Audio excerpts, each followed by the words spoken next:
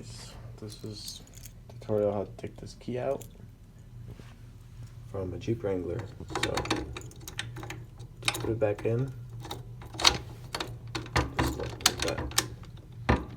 So the problem is, you might probably face is that you guys can't take this off.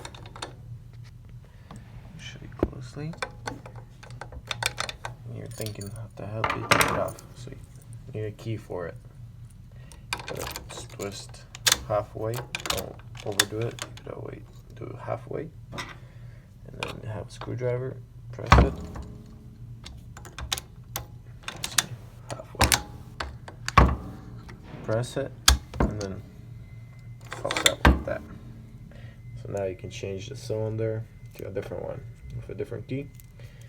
This is pretty simple, but if you don't have a key and you're trying to take this out, best bet is without damaging this guy, try to drill this guy out.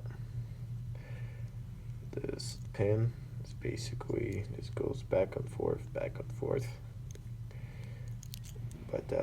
only if there's a key. If there's no key, or the other way, you can, if you don't have a key, you just drill this thing drill this thing, and then make it twist. So when it twists, then this thing will release. You don't have to drill this out, and then this will pop out.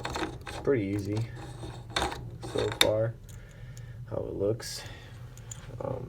Yeah, hope this helps a little bit of how to take it out, and thanks for watching. You guys have a good day.